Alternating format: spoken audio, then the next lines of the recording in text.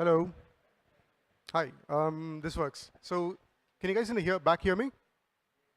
Okay. So I think it's about time to get started. So I've been asked to do a 5-minute introduction to Hasgeek, and we'll be followed by a 5-minute introduction to Numa, followed by an introduction to the guests that we have out here, Sam and Carl, and hopefully then there'll be a lecture, and there'll be more people here by then. Yeah? So let's get started. How do you guys hear about this event? Twitter, Hasgeek, anything else? Facebook? Okay, so some of these distribution mechanisms actually work in that you get to hear about these events. That's cool. So I'm going to start talking about Hasgeek. How many of you have heard of Hasgeek? Okay. Some of you haven't heard of Hasgeek. So how many of you have heard of Numa? So some of you came from Numa and not from Hasgeek. Okay, so I think it's then useful to introduce Hasgeek to the Numa community and introduce Numa to the Hasgeek community. I think that's a good place to be in. So just as a quick introduction, Hasgeek is a firm I co-founded along with Zainab, who's somewhere in the back over there, about 7 years ago. So we started in 2010. It's something that I'd been working on for a little longer. In fact, exactly a decade ago, 2007, is when I started working on what became Hasgeek. And back then, one of the problems that I had is, as a software developer, I didn't have many places to go to meet other software developers and understand what they were thinking. And this was sort of crucial of what I was doing at that point. So 10 years ago, between 2006 and 2008, I was in fact working for the government of Karnataka on digitizing land records and digitizing the public distribution system. Some of the work that we did eventually became what you now know as Aadhaar.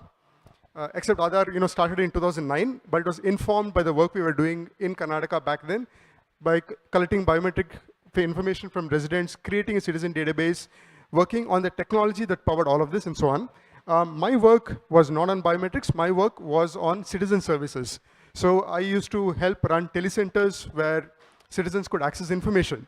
And one of the things that was a defining aspect of the project was about saying that if you digitize services, you also eliminate corruption because of people on the ground who otherwise have discretionary authority and can misuse it.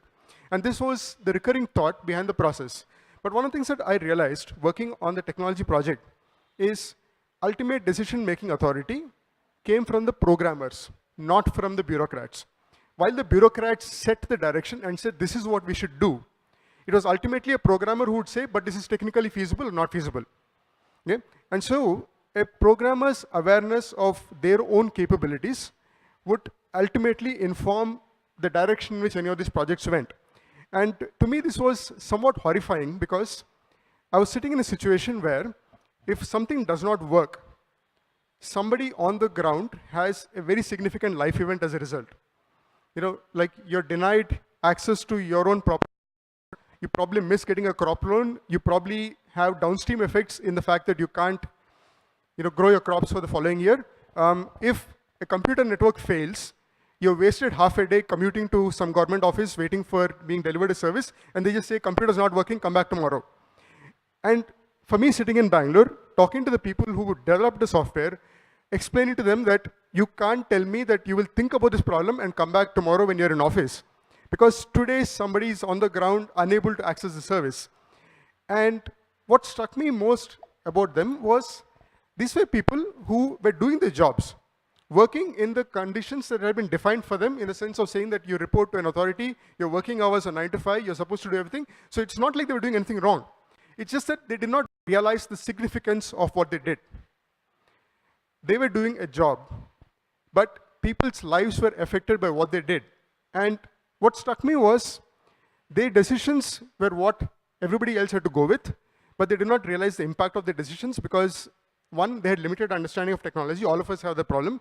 It's not like we're all gods. We don't know what we're doing. We do what we know, and we consult others for help when we don't know something. So what struck me at that point was people in technology need to understand the significance of what they're doing because the world thinks that these people will solve all problems. And if they don't know what they're doing and the importance of what they're doing, then they're not going to solve those problems. So after I left working with the government, I used to work at a firm called Comet, which was a contractor that built most of these solutions. I spent some time thinking about what to do here. How do you solve a problem like this, where people in the industry don't understand the significance of what they're doing, and others believe that they're doing something very important. And while this was going on, I'd also spent some time working with community meetups, specifically the Linux user groups that had mushroomed across the country and then the bar camps that started off in 2006. I started one of the ones in Bangalore. So by 2007, it sort of struck me that creating forums where people could come and talk made a huge difference to their own self-confidence and their own understanding of the importance of their work, because now they were hearing from completely unexpected sources on what was happening as a result of the technology they were building, would in turn then help people represent themselves better and be more thoughtful about what technology they were building. So this is sort of the two ideas that I came from, and figured, why don't I start a company that gets people who are programmers, who are in the technology industry, to talk to each other about what they're doing and showcase what they've done that has not been done before, that they think is new, get critical feedback from the audience, see how it affects both the technical quality of the work and the social impact of the work. So that was started off in 2010, and over the several years since then, we started by hosting conferences where people could come and talk. We started hosting public lectures like today's. We also had to deal with another problem that I'd seen coming out of community meetups, which is what I like to call the Tyrant Problem, which is that if I take this central position of saying that I am hosting meetups, and I decide who comes to speak, then at some point, my biases start reflecting on what's happening in the editorial content of what we do. And so the second problem that we had to solve for, after realizing that there was a problem to solve, is to say, how do I get myself out of this picture? How do I create a self-perpetuating community where people from the community come up and do things by themselves, and I only create a structure in which this happens, but I don't run it. So one of the ways that as a programmer you can understand this is, you think of the design of a programming language. Okay? What's a popular programming language that you use today? JavaScript. Who uses JavaScript here? Okay. So when you build something with JavaScript, did you ever imagine that the person who created the language, Brendan Eich, created it over 20 years ago, could he possibly have imagined what you would do with it today? Clearly not. Okay? At the same time, you're constrained by the rules of what he did 20 years ago. In the sense that while you can improve the rules of the language, you can't radically alter it. Same thing with, say, a popular language like Python. That's the language I use a lot. Created in 1991 by a Dutchman named Guido van Rossum. No way he could have imagined in 91 what I would be doing with it in 2017. Okay? So what happens is that programming languages are generative systems, in the sense that they create a framework in which the creator's imagination is not required for a user's imagination to thrive. That people can do what they want with it and create incredible works under the rules and the framework created by someone in the beginning, without that original person's involvement any further. And so one of the things that I had to solve for in Hasgeek is, how do we do this? How do we create a community format where it self-perpetuates and more people from the community come in and do things that do not require me to be involved in any way at all? And I think to some extent we have achieved it, going by the fact that, Sam, you're here in an event structure that I created many years ago, and we're not even been introduced, and that's something I'm extremely proud of. That we have created something that continues by itself, with other people taking it up and building on the same framework. Okay? So that's really all I had to say about Hasgeek. If you want to learn more, you can go to hasgeek.com, see the website. We host open houses on Fridays. Anyone can walk in, sit in our office, talk to us about anything, or talk to other people who don't even want to talk to us. So come by any Friday. The last one was 2 days ago. We had a discussion on design. We had a bunch of designers just talking about the conditions that they work under, trying to define what is design for themselves. We have one every Friday. It's open. Walk in anytime. Okay? I'm going to pass on to Numa. Yeah, and thanks for coming in. Thank you. Hi, everyone. Okay, I'm on the stage. So I'm Clarisse. I work at Numa as a corporate innovation lead. So before explaining everything about NUMA, first I would like to thank Hasgeek for bringing such an interesting discussion here. We are really happy to host you guys today. So welcome. So what is NUMA exactly? So we are a global network that supports tech entrepreneurs to solve problems of 2030. So it's like a big, broad mission. But so what is it exactly that we do? We are different in a lot of different tech ecosystems, exactly 8 countries. And in each ecosystem where we are, we work with different actors that we call entrepreneurs to help them and support them into their day-to-day missions and to help them innovate and collaborate. So who are these entrepreneurs? First, we call them communities. So these are all the designers, developers out there who try to innovate. And for them, we conduct events. We bring a community together, and we also have a co-working space. Then we work a lot with startups. So we have a 5 months startup acceleration program, which is more for like really early stage startups, and the idea is to bring them towards fundraising at the end of the program. So we are industry agnostic, and the idea is really to, for example, we started to do digital labs in the city of Paris by bringing together corporates, entrepreneurs, and try to start sharing data and work from there. And in 2015, we decided to raise funds in order to go global, because we thought that the work that we've done in Paris was really interesting, and that we could probably help other ecosystems. So that's what we did, actually. We raised funds, and now we are in 8 different countries. So Bangalore is our second branch that we opened 2 years ago. And we are really happy because right now we run all the 3 activities that define a full-fledged NUMA. The public agencies, for example, on a transportation, we will work with BMTC and the traffic police to define together the challenge along with the corporate partner. This takes 3 months, and then we select the right startup who is able to solve the challenge together with the city and the corporate. And then the experiment using the data and the field of experimentation, and of course the expertise that we bring together thanks to this whole ecosystem. And then of course we share together all the learnings that came up during the program. And so the second main expertise that we bring in to make this program happen, and that makes this program really unique, is our capacity to bring together all these different actors. So startups, corporates, cities. You have a lot of different programs around smart cities and challenges. The idea here is that really we help people work together, and we act like the really neutral platform in between all those actors. And so what's really exciting about this program is that we started in Paris 2 years ago. We ran it in Casablanca as well in Morocco. And this year we announced the opening of the program globally thanks to the C40 cities. And we are going to announce really soon the opening of this program in Bangalore in partnership with the city of Bangalore. So each of the public agencies will collaborate with us on that program. So these are just a couple of numbers that are quite interesting about the program. For example, in the last sessions in Paris and Casablanca, we managed to bring together more than 45 private and public data sets to feed all the challenges. We sourced more than 20,000 startups globally. We also identified more than 200 challenges together before converging towards just a dozen of them. These are just a couple of metrics. And so just to illustrate, to really explain what are the challenges we are trying to solve here.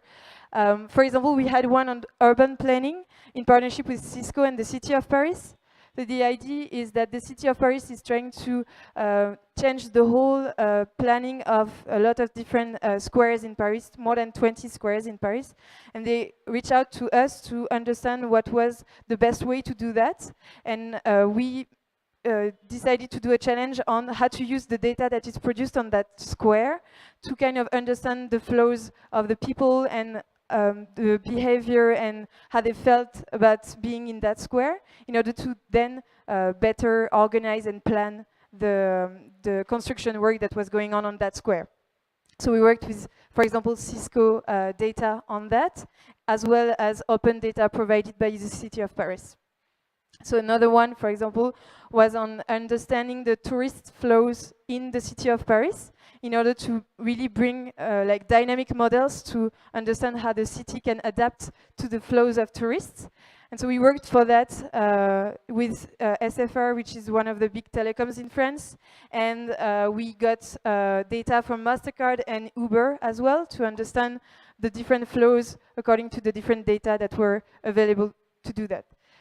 So that's it about Data City. So again, we are really excited about it. You're gonna hear about it a lot in the next month, because we're gonna announce everything, the partners and all. So we are really happy to answer any question. I think now we're gonna go on with other talks, but I'm here until the end of the event, so please don't hesitate to reach out to me. Thank you.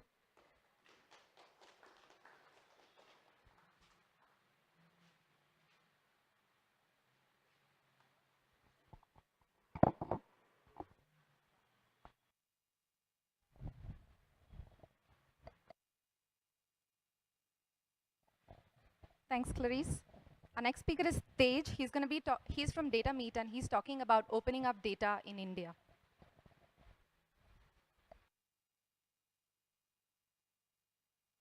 And I represent a community called Data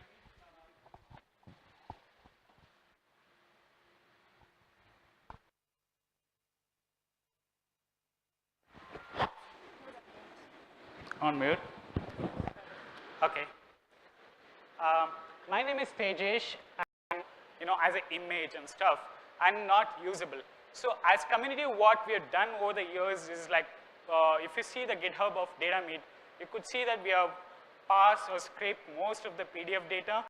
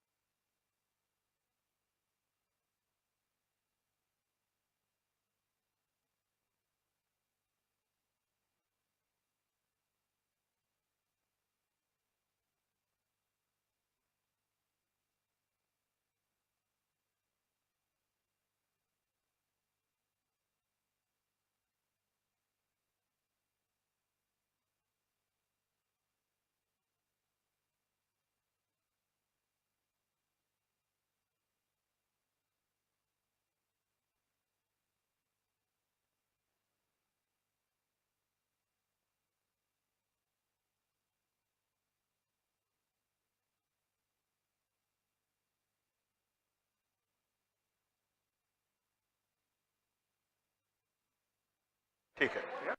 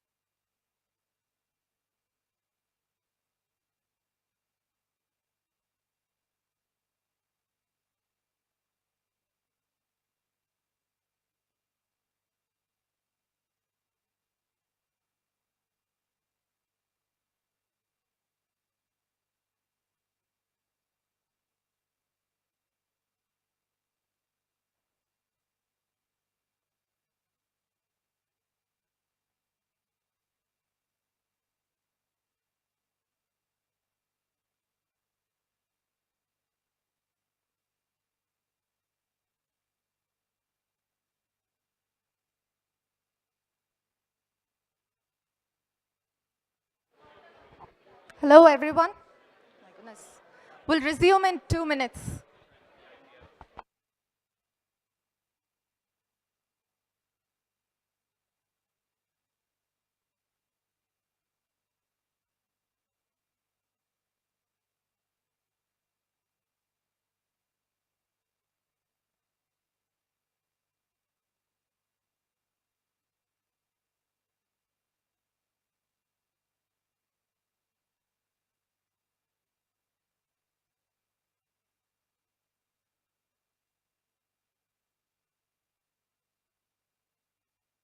It is done green. Okay. Testing, testing.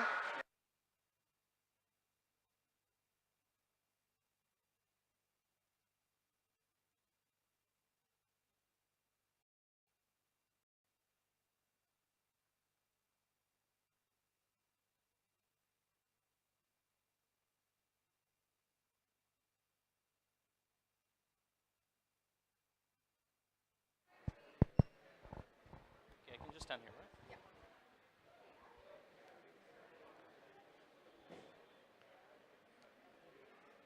Okay, everyone settle down, settle down.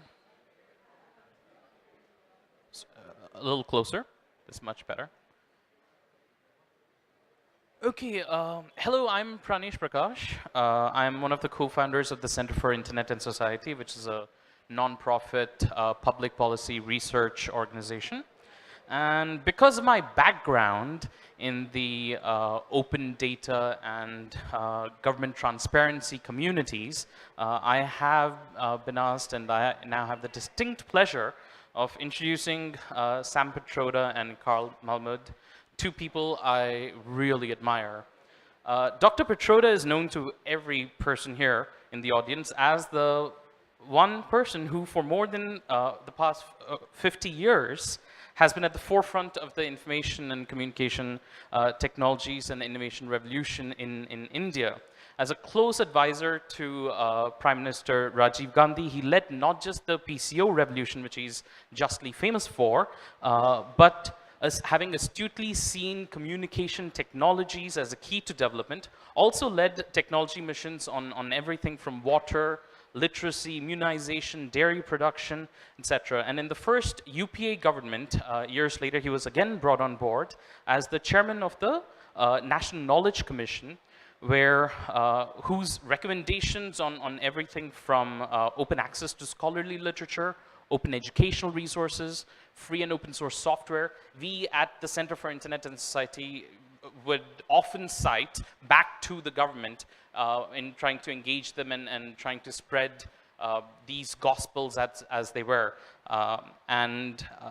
In his in the UPA2 government, in his role as the advisor I missed one part. That is, he's been also pushing for open data from even before that term was in vogue. In 2008, for instance, he was involved in encouraging the launching of data portals on biodiversity, environment, water, etc., which many of us still, kind of take inspiration from and kind of kickstarted what was then the nascent open data community in India. And in his role as advisor to the Prime Minister on public information infrastructure and innovation, he pushed for open data as a natural extension to the right to information even more strongly, which eventually took the form of the data.gov.in portal that was already mentioned earlier today.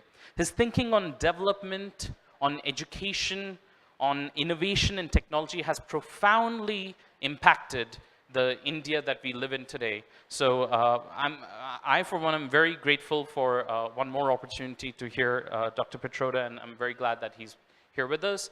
And I'll quickly also introduce Carl Malamud, who's someone whose work I have marveled at since I was a law student.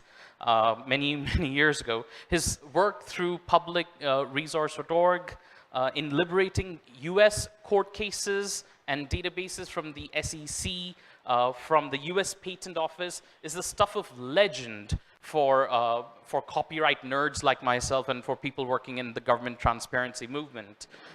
He founded the Internet Multicasting Service, a nonprofit group that created the first internet radio station in the world, pushed for decentralized messaging services before, at a time in like what, 99, when that idea was, what can now only be described as visionary, given how locked in we are to proprietary messaging services and forms of communication. Was the founding chairman of the Internet Systems Consortium, which creates software like Bind that actually glues the internet together, and was the visiting professor at MIT Media Lab and at Keio University.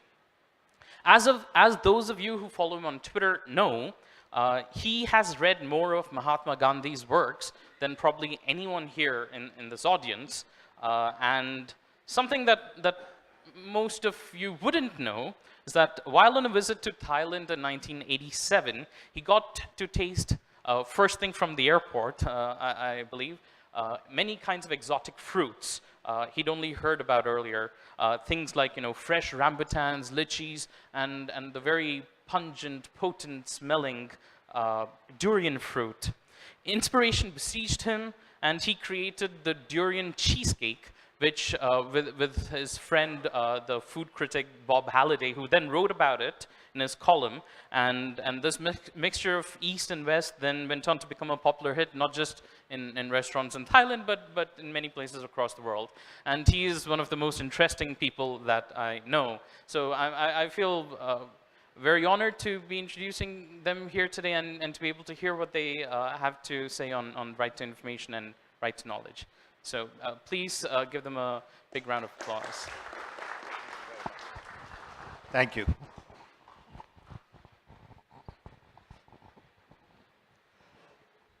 Friends, good afternoon. It is indeed a special privilege for me to be with you all. I didn't realize what I was getting into.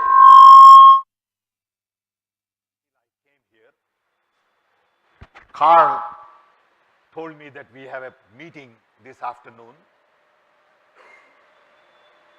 and he gave me a little background on what we are going to do yesterday. So I come in here, park, and I said, "Are you sure we are at the right place?" But I am so happy to see you all. I'm amazed at what you young people are doing in India today. I am so proud of you. I met someone who is working on tribal people, met another one working on Qanun, meet a lot of you who are really very interested in building new India. When I see some of you, I feel so excited about the future of India. My journey has been a long one. I was born in 1942. I'm 75 years old. And those were the early days of India's independence. Growing up, to us, Mahatma Gandhi, Nehru, Patel, Maulana Azad, Subhash Chandra Bose were the real idols in our mind. We grew up with Gandhian thought, inclusion, truth, trust, self-reliance, simplicity, sacrifice, courage. All of these words meant so much to us as little kids. My father had 4th grade education, but in our house we had 5 big photographs, that big, of 5 leaders. And their idea of India was the key in our mind while we were going through schools and colleges. I went to US in 1964,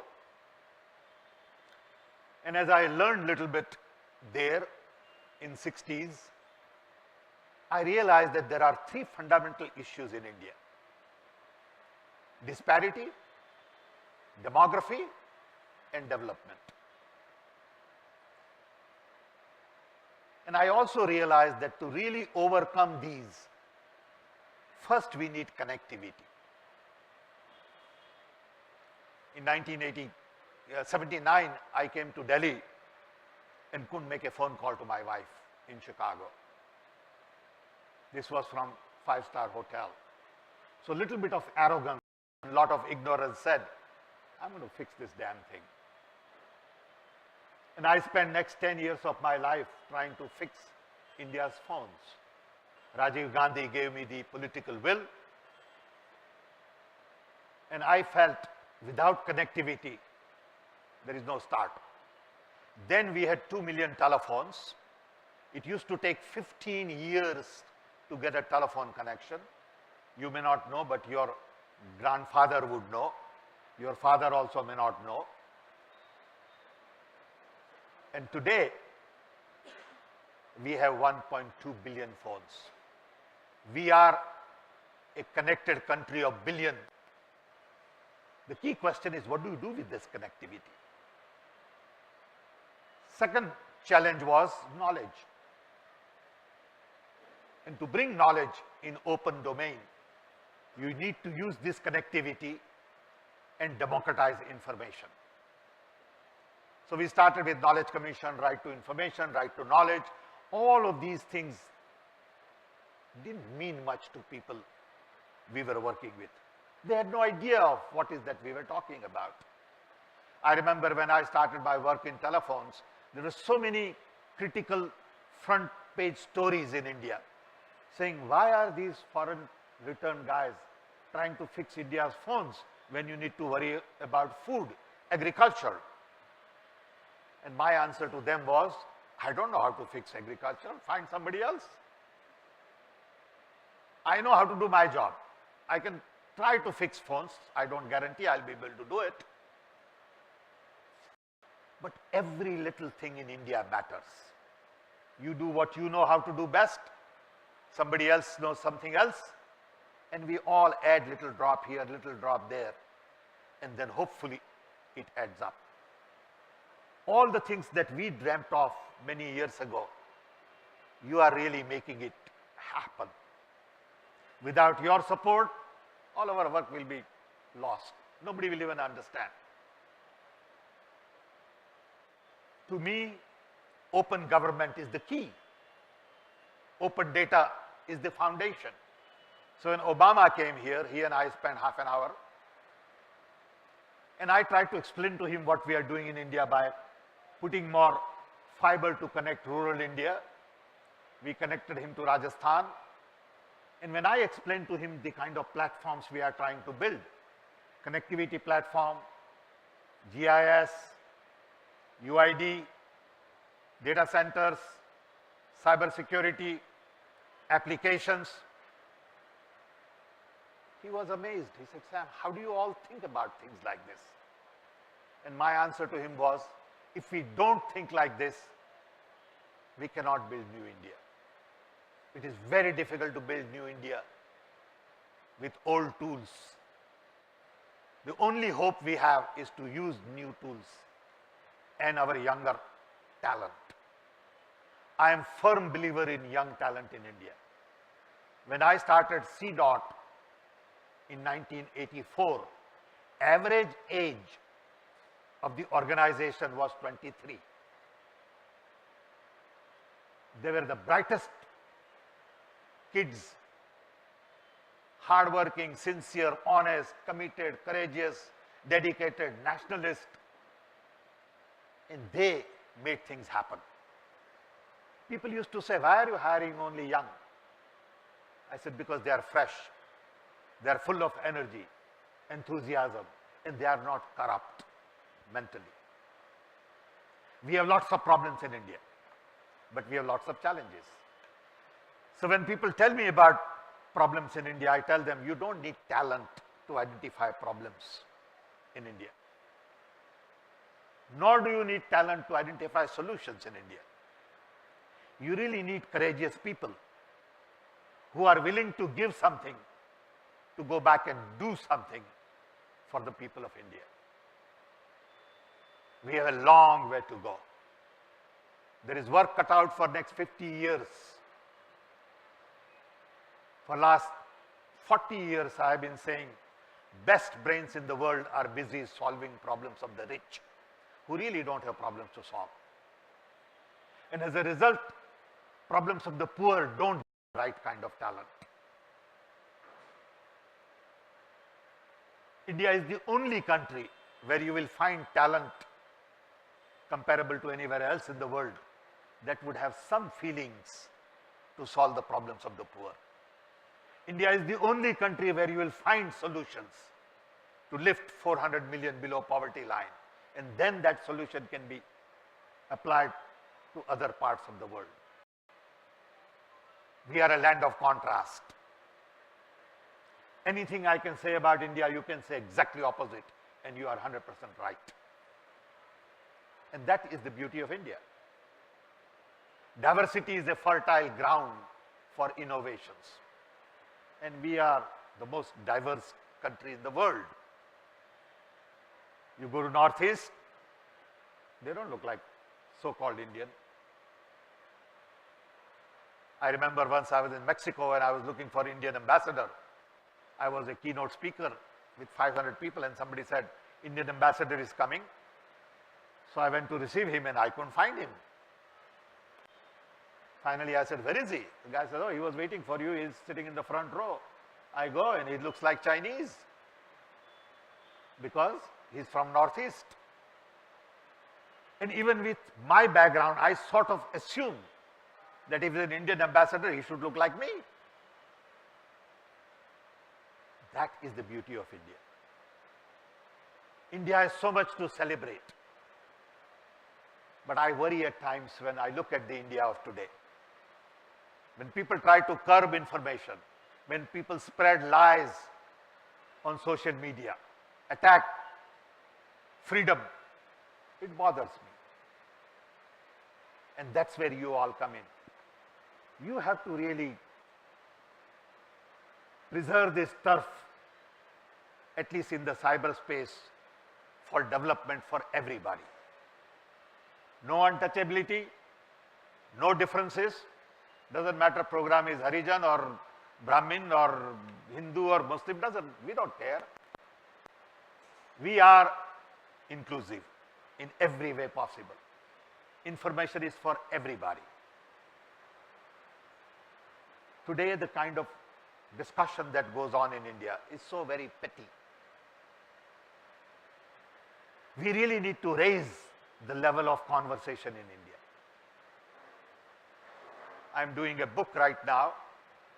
I did a book on my life a few years ago, and I did that for my granddaughter, because my granddaughter, who is now 6, lives in San Francisco, someday going to grow up and ask, who was this old man who came to America 100 years ago or 75 years ago?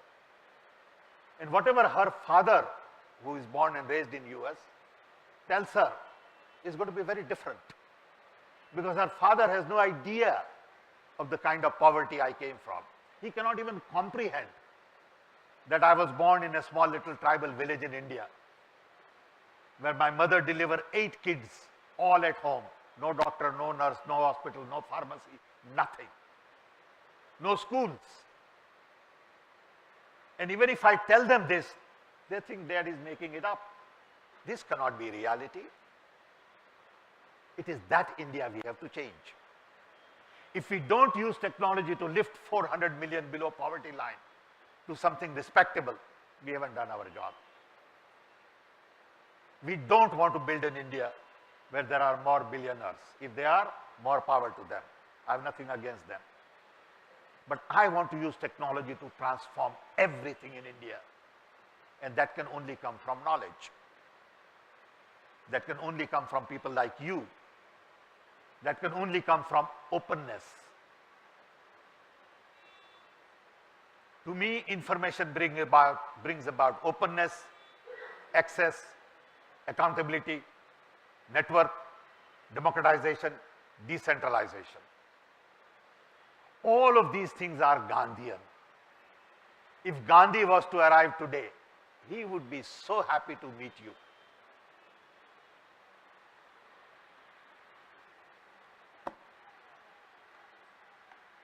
I am giving a talk day after tomorrow at Gandhi Ashram. This is, in fact, Carl and I spent last year, October 2nd, at Gandhi Ashram. And we tried to really focus on spreading Gandhi's ideas in the information age and tell people the connectivity. How Gandhi is more relevant today than ever before in the history of mankind. So I lost track earlier while I was telling you about the second book. I'm writing a book on redesigning the world. The world that we have designed today is completely obsolete. The last design was by US after World War II.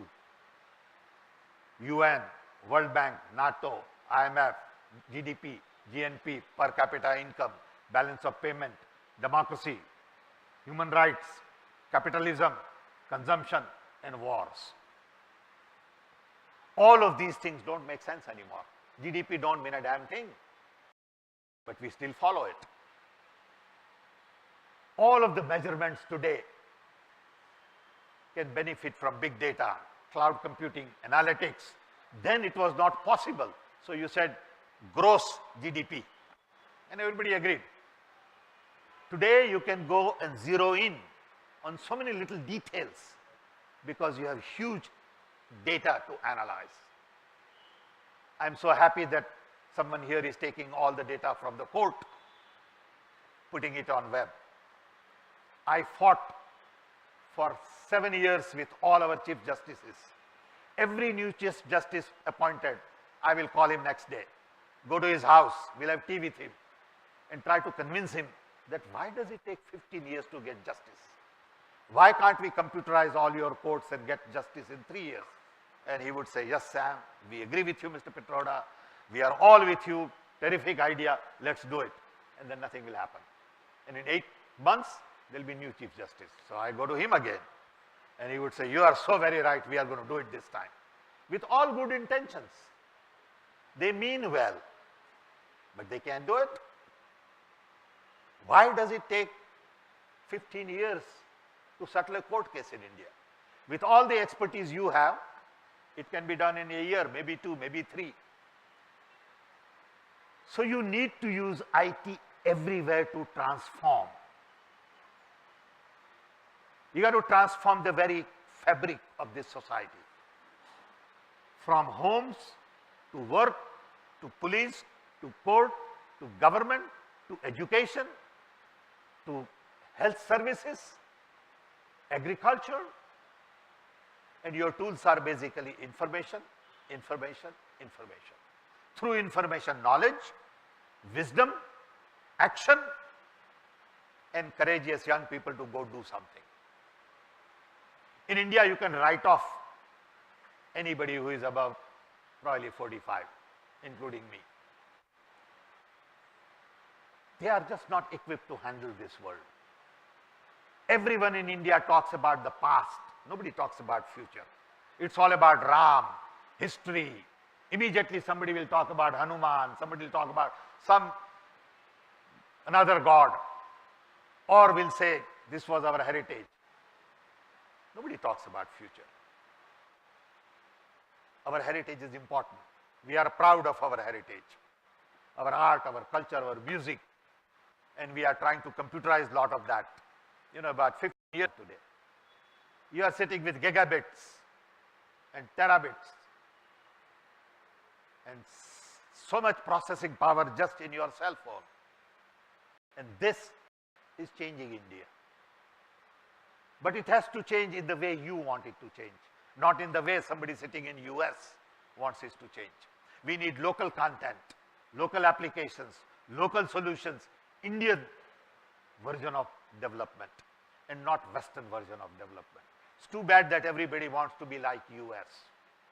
That model is not scalable, sustainable, desirable, workable. We need to create Indian model of development, and that's where Gandhi lives. So while I was talking to some young people here, I said, can you get me data set for every district? What I want is for every district, everything should be available online. Court cases, police, teachers, schools, hospitals, doctors. I don't care about Indian database. Of course, it's important. I'm not saying it's not important. But I want work at district level. At district level, if I have need for 500 teachers, I don't need to go to Delhi to ask, where do I go hire? I need to hire them right there. We need to decentralize everything. Today, power in India is in two places, Prime Minister and Chief Minister. I had a meeting this morning with the mayor of Bangalore. And I said, look, first thing we should do is give more power to mayor. Mayor has no power in India. Nobody knows who is mayor. They are mayor only for a year. And funny, in a year you don't even know where to go to bathroom.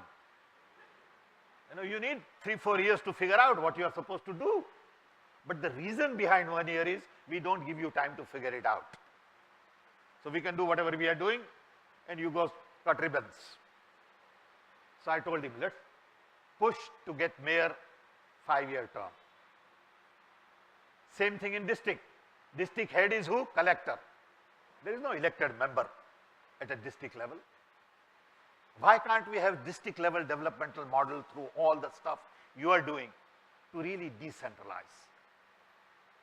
I don't want to take too much of your time, but I have lots and lots of ideas that I want to share with you. I want to remain connected with you. I am indeed very proud of what you are doing. I want to be of help. I am obsolete. I know that. I recognize that. I respect that. But I still want to work and be busy. So I start every day at 8 o'clock in the morning and I work till 11, 12 every day, Saturday, Sunday, because that's the only thing I know how to do. I have no holidays. I've never taken vacation in 50 years because there is just too much work out there in India. It's better to be busy than go on a beach and have a drink. That don't excite me. And it's good to see so many of you on Sunday afternoon. And I really, really appreciate your coming to Sunday afternoon because this is the only slot I had available. So I told Carl, who is a friend of mine, and Carl is an interesting character. I don't know whether you know Carl, but you should Google Carl. You know, Carl is a very close friend of mine. He and I do all kinds of crazy things. We just launched in San Francisco, along with Booster, this at Internet Archives, where he took 450,000 books from India and put it online.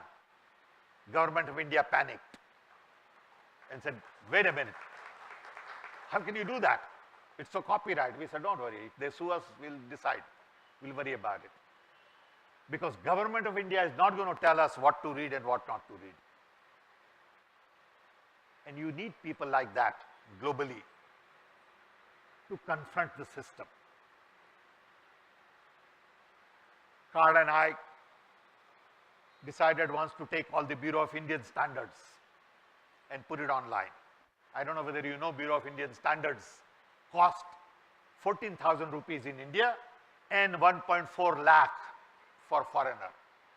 These are safety standards, fire standards. These are laws, and as a citizen, you have no access to it, but you are supposed to follow it. The funny thing. And when you put it online, government says, oh, wait a minute, you can't do it. The answer is tough luck. We're going to do it. And that's the attitude I want you guys to have. I want you guys to have fighter attitude. Don't get sucked into it. Don't let anybody tell you you can't do it. Fight it like Gandhi fought. The difference is you are fighting your own cousin. And that fight is tougher. So I wish you all the best. Thank you for giving me this little slot. I look forward to hearing Carl, and then we'll have a broader conversation. I know I was given 15 minutes, maybe I took 5 more, but where would I get audience like this? Love you.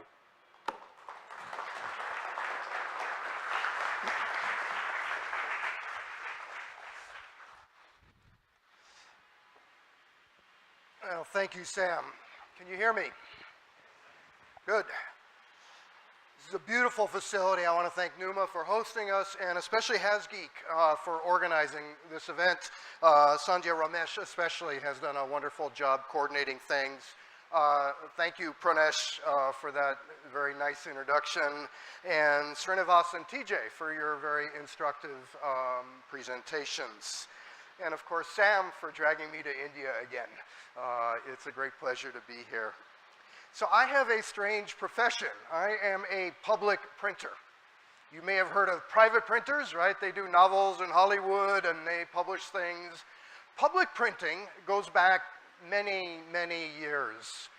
There was a public printer named Ashoka, right?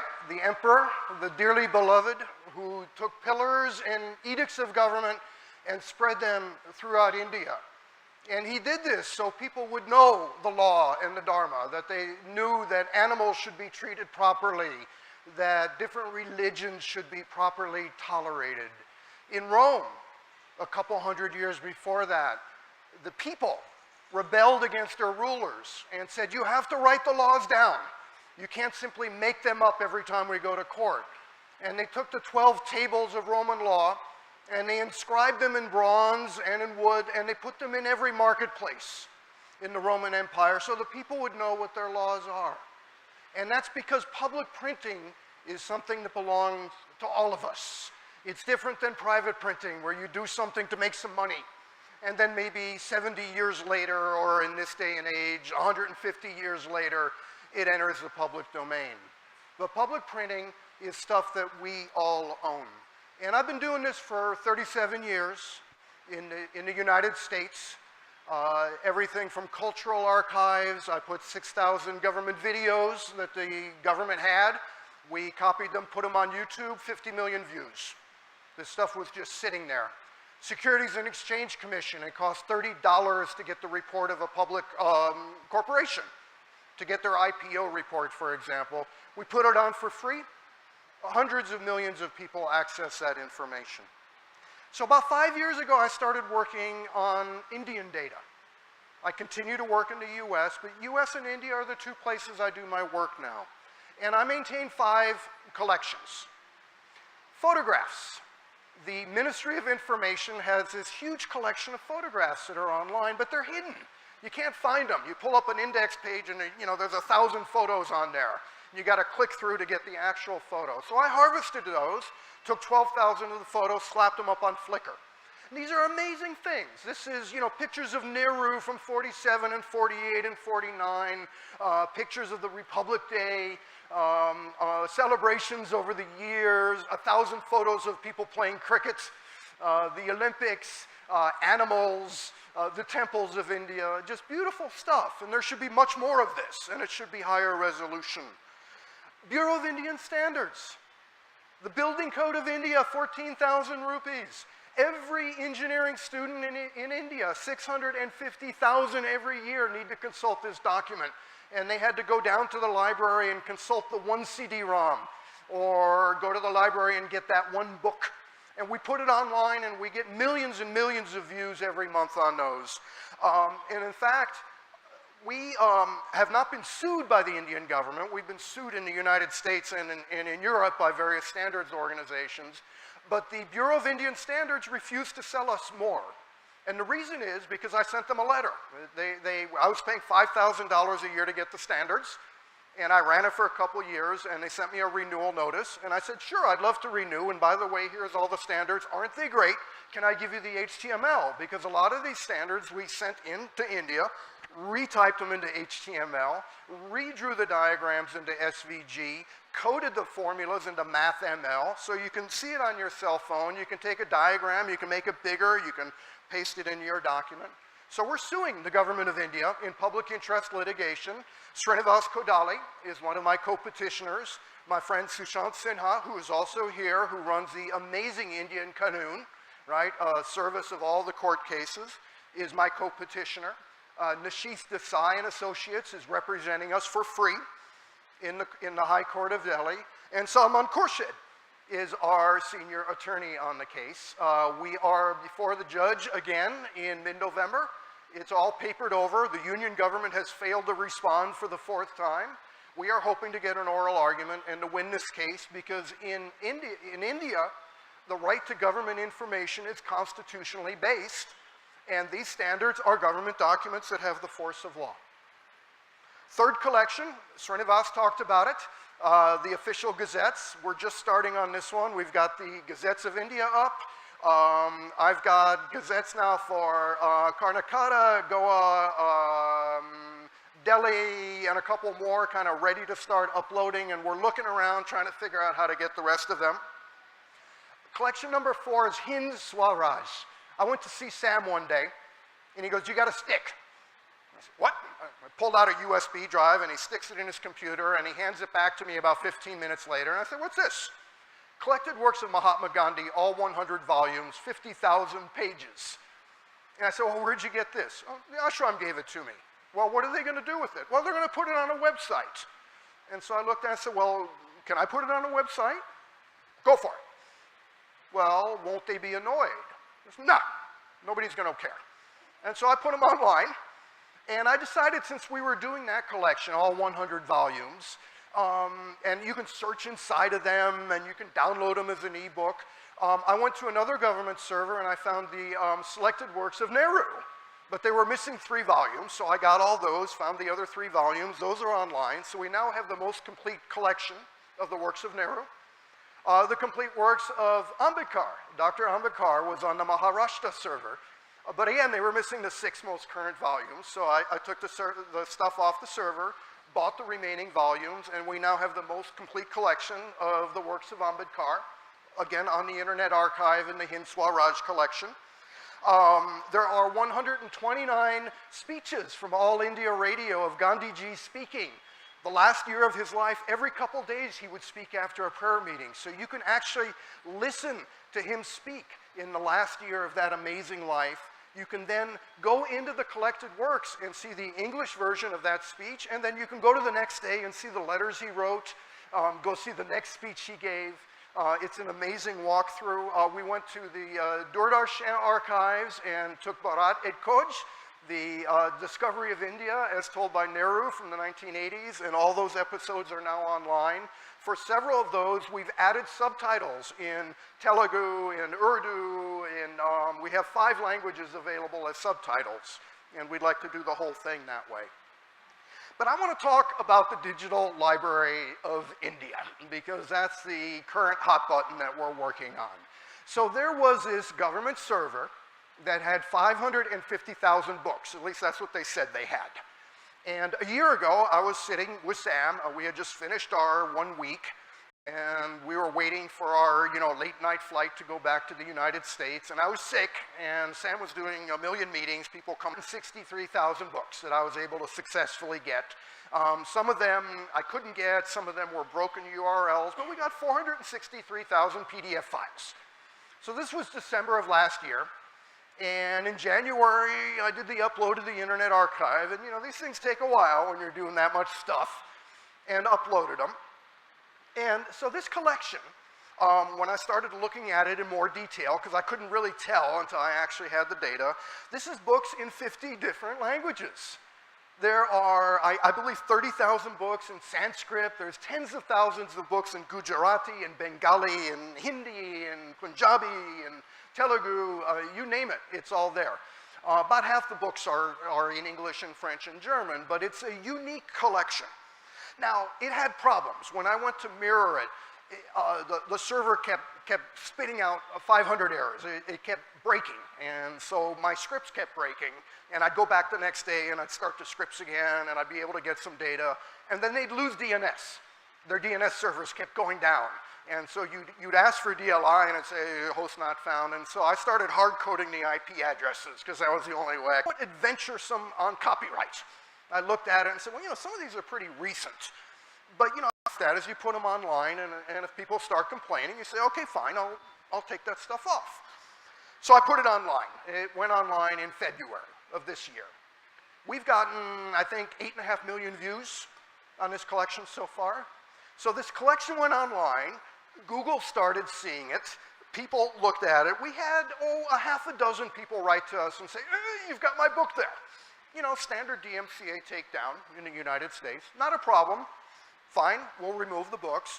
University of North Carolina Press wrote to us. They had a list of 35 books. And it was a very nice note. They said, look, we didn't mind that you had our books online before, but we're starting to put our back file online and sell it. So, we'd rather that you didn't have them. And so we looked at their list, and then we searched in our database and found a few more books that they hadn't found. Wrote them a nice note and said, here we are. If you have any more problems, let us know. So in total, we took about 127 books off. Not a big deal. Now,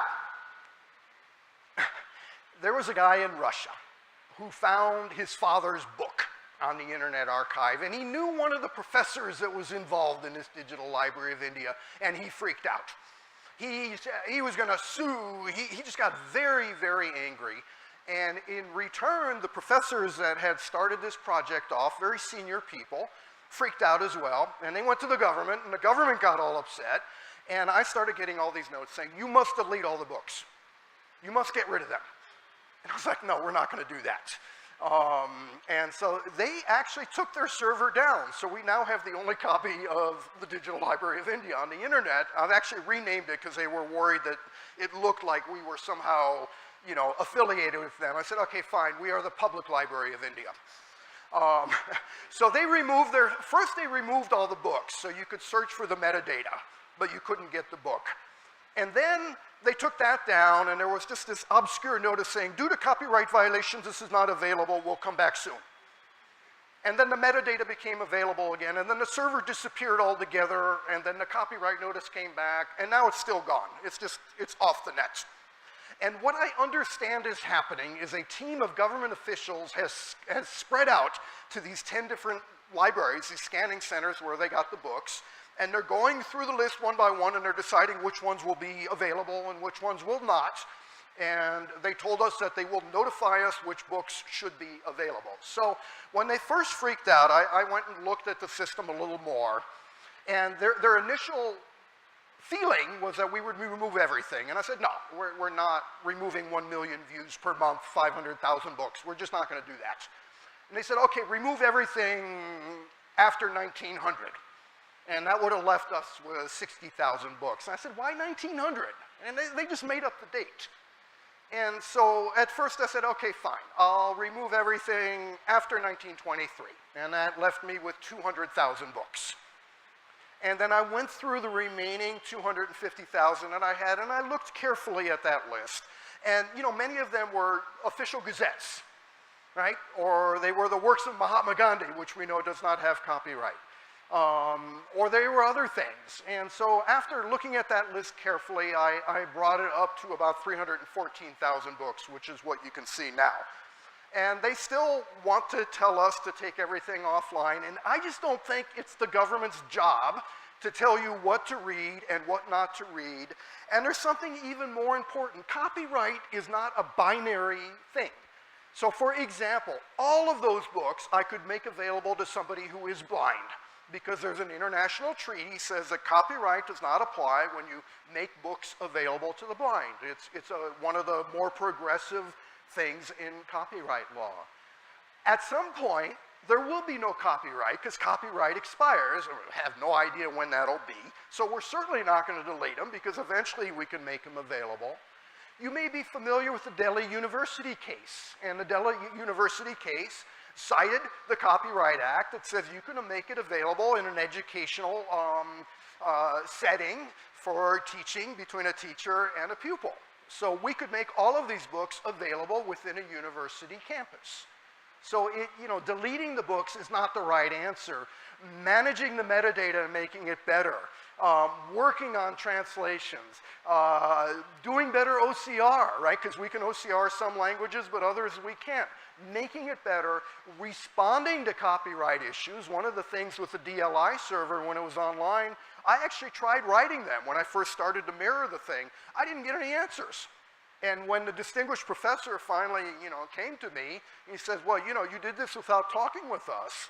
And I said, look, this data's been spinning since 2015. We just assumed nobody was home.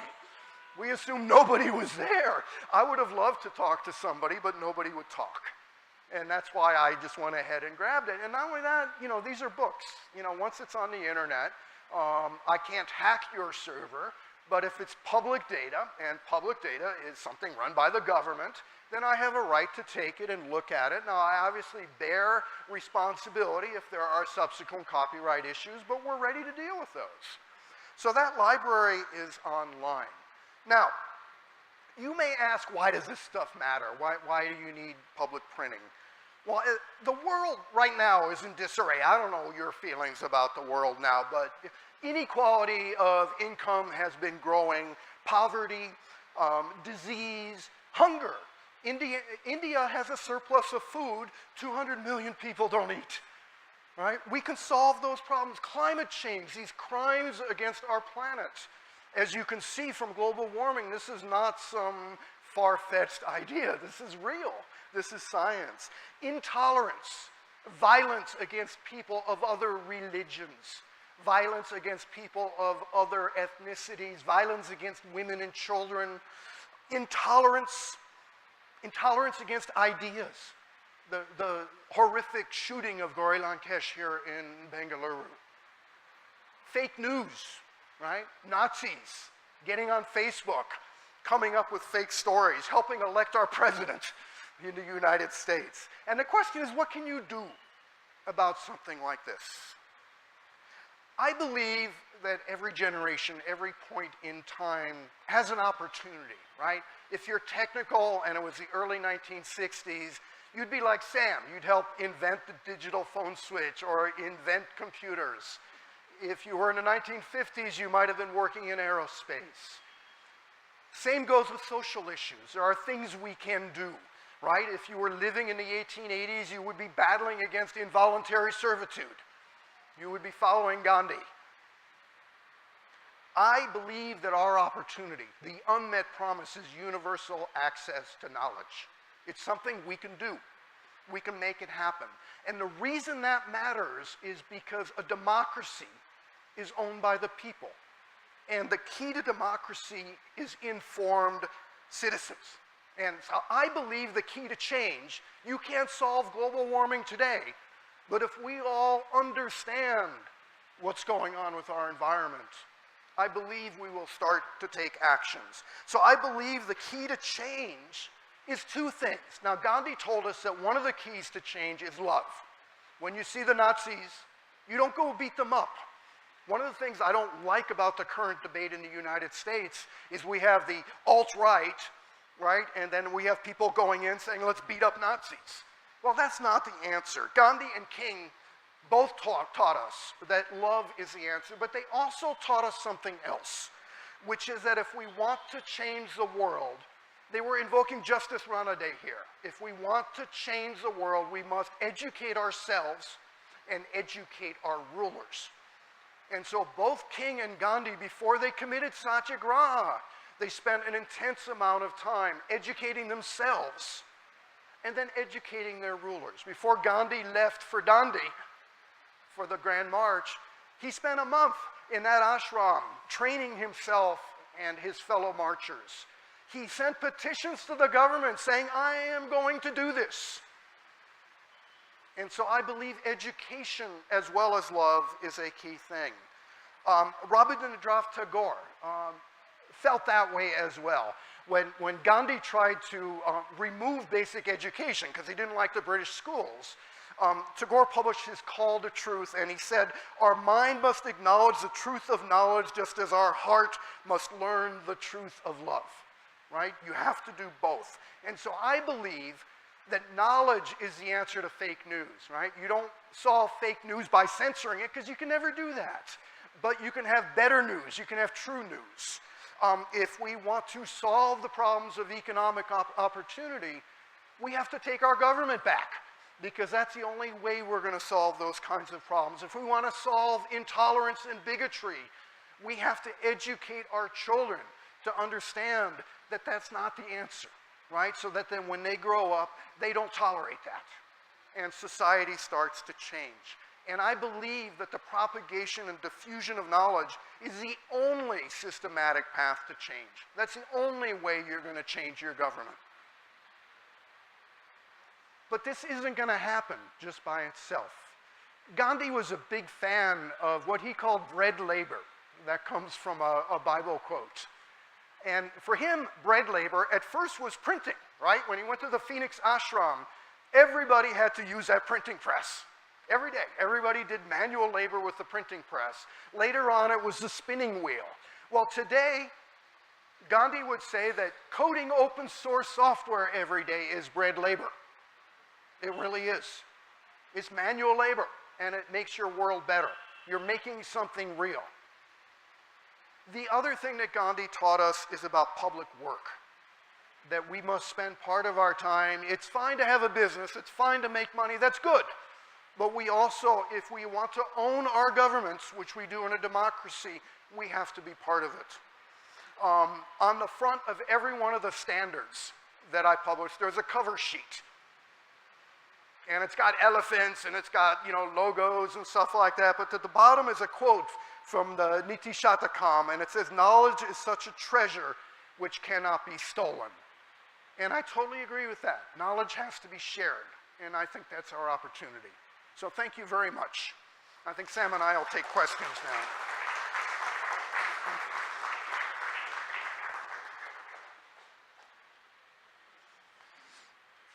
All right, try to use a microphone because we're live on the internet, so that way people will be able to hear your questions. And we got about a half hour, so we'll field anything you got. It was a great talk by both of you. Thank you so much. One of the questions I had was about the kind of atmosphere we have these days, right? So the discussions are, of course, I mean, if you meet in this kind of communities, you're having discussions about innovation and data and all of that. But otherwise, the discussion, the mood of the country has changed from, you understand, right? There's a lot of false news, there's a lot of false propaganda, there's a lot of hatred. And I think it's affecting the kind of economy we are living in, the kind of country we are living in. So how do you think we should counter it, and how should we go forward? I mean, if you were to advise, not just at this level, at our level, at even the higher levels, what would your advice be? First of all, I am biased. So let's start with that. I am biased with the idea of India that our founding fathers had. So my approach to this would be, first focus on building inclusive India. Inclusive India does not necessarily mean just Hindu, Muslim. Women, tribals, everybody has to have a stake in India. And at times, being a majority, I must overdo something for minority. It is like having a handicapped child in the house. Other people would feel jealous that you are giving too much importance to handicap. But that's what you have to do. This is your family. You cannot ignore a part of your family. So I would focus on inclusion. I would then focus on new technologies today with new possibilities in the future as the core of my thinking, and not worry about past. I'm not interested in drivers or jobs for the drivers anymore. I'm interested in driverless car and its impact on India. I don't want to look at old jobs. That doesn't mean I'm going to ignore old jobs, but I want to look at new jobs of tomorrow. I want to make sure that 650 million people below age of 25 have a dream. Their dream cannot be based on what all these politicians are saying. They have no clue. Okay? But these young people have been sucked into their narrative. You need new narrative. New narrative has to be that, look, everything we are doing is obsolete. We want to create new India with new tools, new technology, new future. Like he said, why with all the food in India, 200 million people are hungry? Why our children don't have enough nutrition? Are we using technology to take that food to the right people? 7 years ago, I started food bank in India. Just one guy. I don't have money like other rich people have. Took me 7 years to get 10 food banks in India. Okay? Every district should have a food bank. Every district should take responsibility to feed their hungry. Forget about government. It is not government's job. Government is not equipped. So as we begin to decentralize, as we begin to use this new instrument, we are basically empowering every human being. You could be teacher, you could be doctor, you could be lawyer, and you don't need to follow all the government norms. And you could be helping other people besides making your own living. This world has created a model where greed is the most important thing. I have discussion with my own children. You know, sometimes my son would say, Dad, why aren't you a billionaire? All your flunkies are billionaire. You know, why do I have to work? You know, I'm Sam Pitroda's son. I said, too bad. Okay. See, you got to do what you got to do. I will never make a phone call to get my son a job. I will never call anybody for my daughter to have an admission. No way. I just don't do that. Okay. How do we build people with character? We have lost character in India. Everybody is corrupt, and then everybody complains that everybody is corrupt.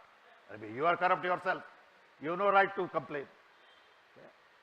Because everybody wants instant gratification.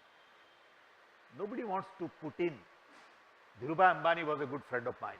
I used to tell Dhirubhai, biggest problem in India, one who has something to give wants to take more. One who wants to give has nothing to give. How do you find people who have something to give, ready to give? That's the kind of narrative I would have. Again, I'm not a social scientist, I'm not an economist, so don't take me too seriously. I'm just an engineer. Thank you, sir. I hear from you. Please. I hear from you about decentralized. Microphone. Micro, I can't hear you. I hear from you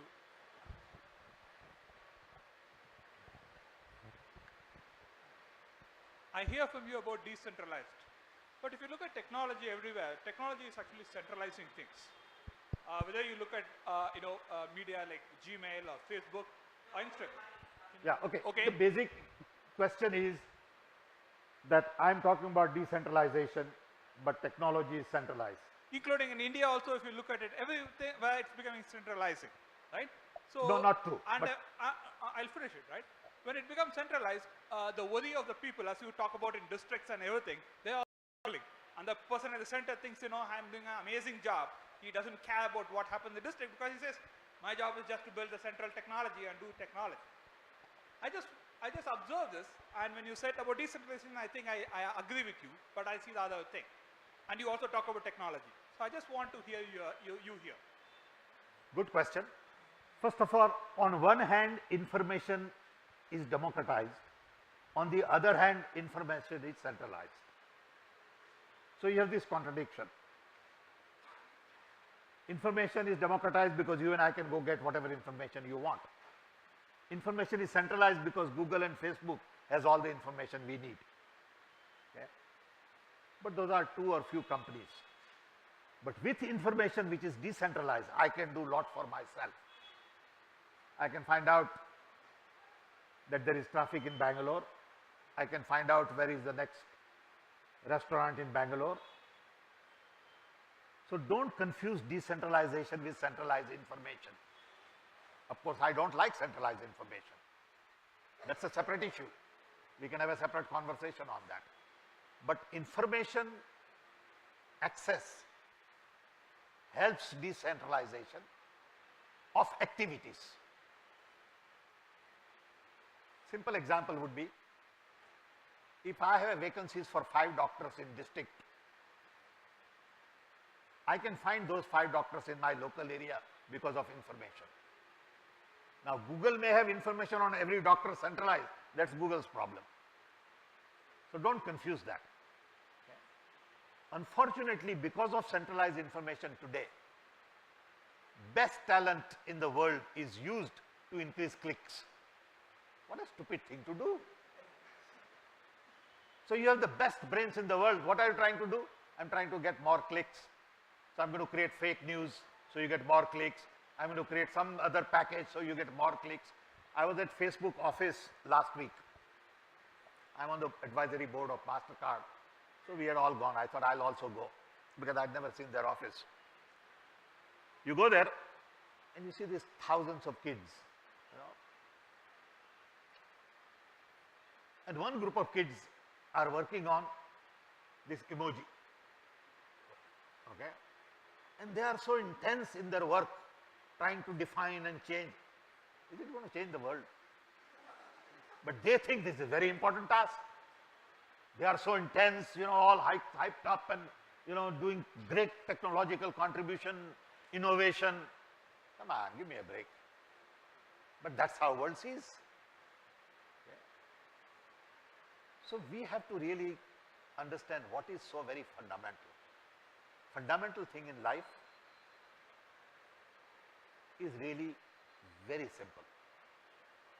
Health, food, shelter, education, love, work, environment, almost done. If we take care of all of that for millions of people, then in the process some guys will click. Let them click now.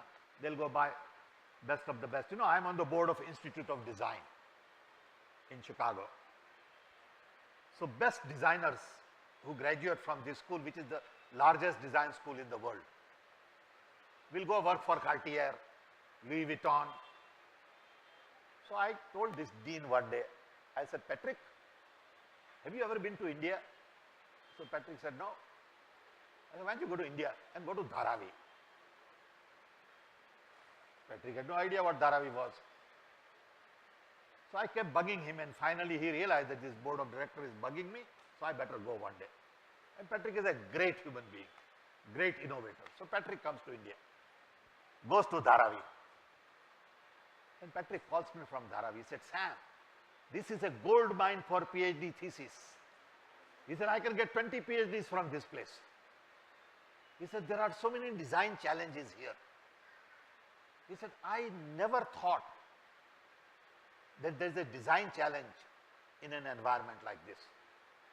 So he had 10 students from Chicago come here, study Dharavi. How does water get in? What kind of jobs are created? You know, they found out that people have very little space, but they take too much space in storing water. So some guy came up with a plastic bag to hang on the wall, so you get free space. There's a design revolution in Chicago on Dharavi, because best brain decided to look at the problem of the poor. And that's the challenge. Sorry for a long answer. So Sam, my name's Cohen Carlos. I'm the CEO of an AI research lab here in Bangalore. Been in touch with you. So one of the questions I have for you is, so I see that you're talking in terms of using technology to solve problems. And this is an approach that a lot of economists had advocated at one point. Poor Economics, you know, and those books advocated this. But there recently has been a lot of work by Kentaro Toyama, for instance. He wrote a book called Geek Heresy, which basically said that none of the technological interventions help poor people. So in a developing country like ours, any amount of technology that you throw at things will only exacerbate the difference between the rich and the poor. It will not bring the poor up. It serves as a multiplier, not as a leveler. So that was a charge made by Kentaro, right? He now teaches at Yale. So you could look up his book, Geek Heresy. It's a very good book. He worked here in Bangalore for many years, and I interacted with him. Excellent piece of work. So one of the things I wanted to ask you is, you know, when you advocate policies based on technology, why don't you measure the outcomes? For instance, for 30 years, you've been working with the government of India. Look at the outcomes. Look at the roads outside. Look at what happens when it rains. You know, you see the outcomes are horrible. Why don't you instead invest in things like education, right? If you look at the education budget of the government of India when you were the advisor, it was around 7 billion was the federal education budget. The amount they spent buying fighter airplanes from the USA, Israel, and Russia every year was around 20 to 30 billion. Why couldn't you have told them just buy a few, you know, few fewer planes and quadruple the education budget? You know that since the 1960s, the recommended federal education budget is about 4 times what it is currently, right? It should have been around 25 to 30 billion per annum, and they've been keeping it at 7 billion every year. Why did you not change this? You know, why didn't you create some grad schools worthy of the name today, right? The best grad school in India today is ranked 200 in the world, right? So why didn't you do something about this when you had a chance? Okay. I had a friend called Rajni Kothari. I don't know whether you have heard of Rajni Kothari. Rajni Kothari was a great social scientist, head of the Center for Studying Developing Societies in Delhi. Rajni was my childhood friend, and Rajni always used to argue with me, saying, Sam, you are trying to solve problem using technology. I said, that's the only thing I know. Don't expect me to solve a problem with the tool I don't know. You find somebody else to fix potholes on the road. Don't tell me. I can't fix potholes on the road. That's not my expertise. I do drive on that. I also feel same way you feel. I don't like potholes, but I can do it. So don't tell me to do it. I know what I can do and what I can't do. If I advise government that don't have fighter planes but put more money on education, I know nobody is going to listen. Okay? Because all the army guys have everything locked up. So why waste my time? Okay? I'm not an idiot. I may look like one. Okay? So I know what I can do and what I can't do. When I became chairman of Knowledge Commission, I was the guy who increased education budget 4 times along with my colleagues. Okay? But I never told that to anybody. A lot of people say you guys did some great work during NDA, but you never advertised.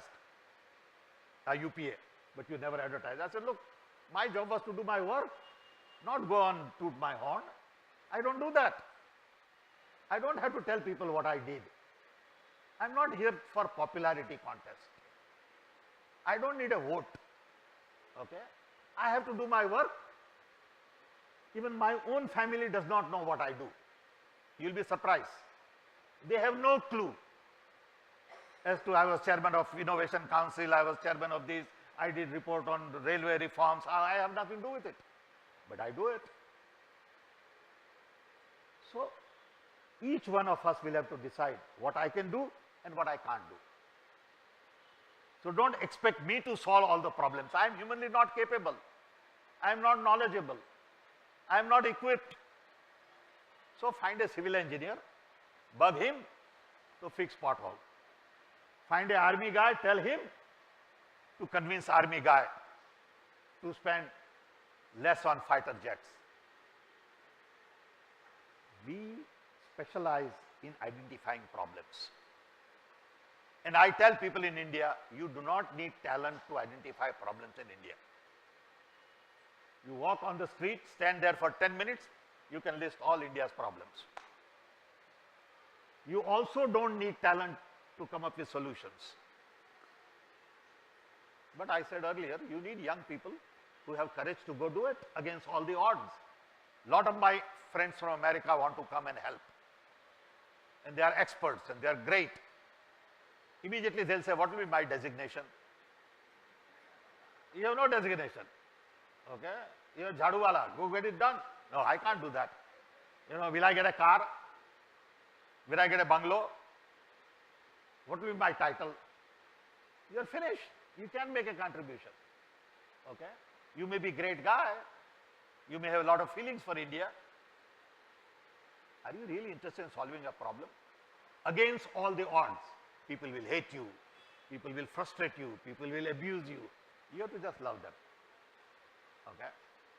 And someday something might happen. It may not happen all the time. But keep doing it. There's a broader issue as well. One of the things I found, I used to teach occasionally, give guest lectures in universities, and I'd ask the students, what do you want? And they say, I want to make $100,000 a year. And you go to Silicon Valley and you say, what do you want? It's, I want to be a CEO.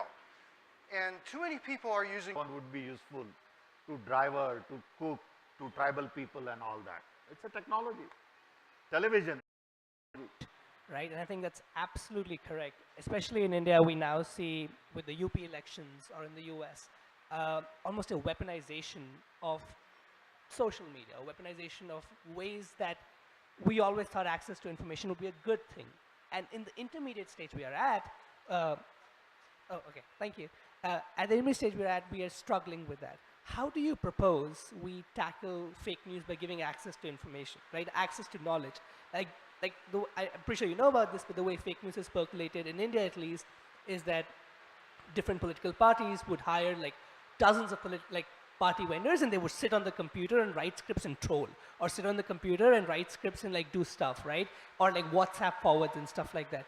Do we create a corollary of that, but for like real information, where we like challenge trolling by trolling, or like challenge WhatsApp forwards by sending real WhatsApp forwards? Like, how do we use the same medias that we have today to give access to actual knowledge, like you say?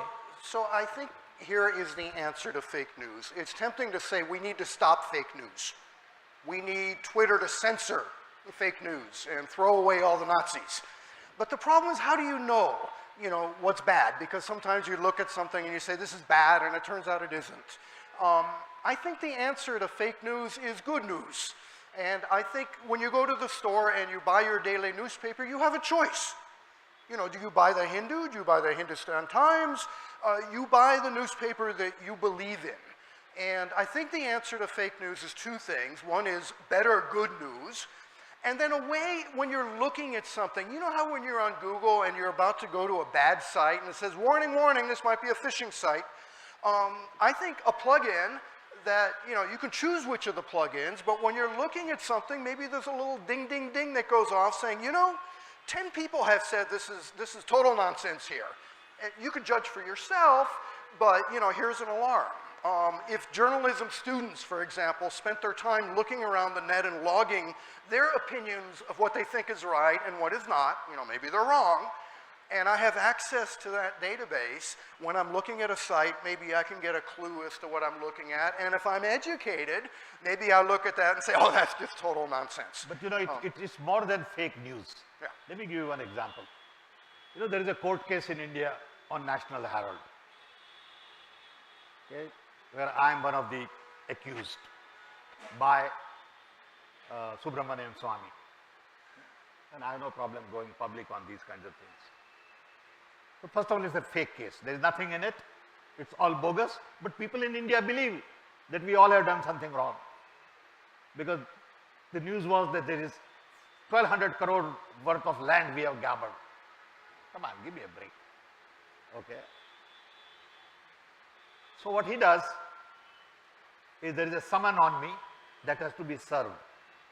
So summon regularly gets served through Foreign Office because I am in Chicago. So you go to Foreign Office will tell US government will inform the ambassador will come and write to me or whatever. So Subramanian Swamis of the world, whosoever did it, sends a guy from India to my home in Chicago, which is okay. And some fake American white guy dressed up as a security come to my door. Fortunately, that day I am not home and my wife is also not home. So they hang something on my door, take a picture, and all over the Twitter, Pitroda is absconding. It's a funny thing. So I get calls from my friends saying, what is this Pitroda is absconding? With a picture of my house. This is not a fake news. So I said, look, just ignore it.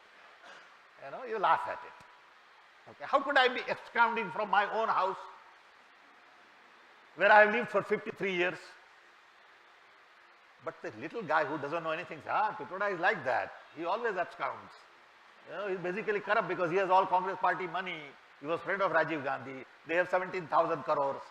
The bogus goes on. Everybody then starts rumor. What can you do? Because everybody is basically ignorant. Nobody wants to check facts because it's work. Checking facts is work. Nobody wants extra work now. You know, gossip is very interesting. It just flies, you know. But that's the world we live in. But I think over a period of time, this is going to change. We have started a non-profit organization in Paris, where I am one of the founding directors, called AAID, where about 20 of us are fighting this whole idea of fake news. It's a big organization now. We have a major meeting coming up in Hague. You know, so we do a lot of these interesting things. Some work, some don't work. You know. Do we have time? I have at least 6 more. Yeah, no, I think we're we'll be brief in answering now. Yes.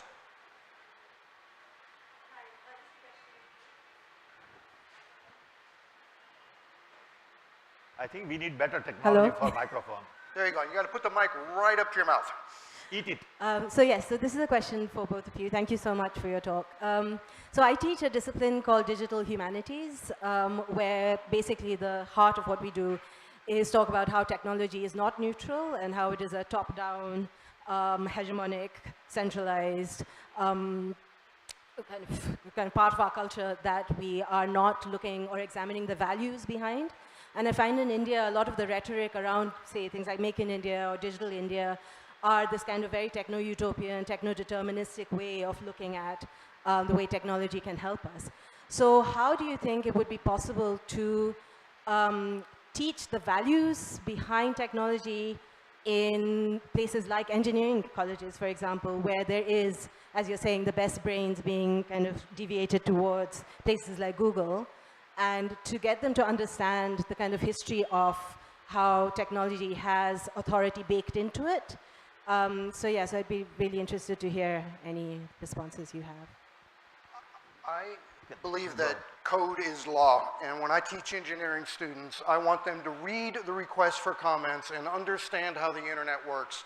And if you look at the internet, it's the end-to-end principle. There's nothing in the middle, and that's why we started the internet, because the telecommunications companies were in the middle and they were screwing up. And so the people like Vint Cerf and David Clark and all those put together this technology that went over the telephone network and turned it into a dumb network. So it is not inevitable that technology is top-down, and you have to teach the engineers that we can have that decentralized world. We can have open operating systems instead of iOS on your iPhone that nobody can see the source code, and begin using those technologies whenever you can and designing those. And a lot of that is folks like you working in the open source world, because a lot of what we're trying to do is make that thing not a top-down thing, something that empowers people. I used to have a poster on my wall that said, "Freedom of the press belongs to those who own one." When I started Internet Talk Radio, I had that poster up on my wall, and I was able to start a radio station with one computer.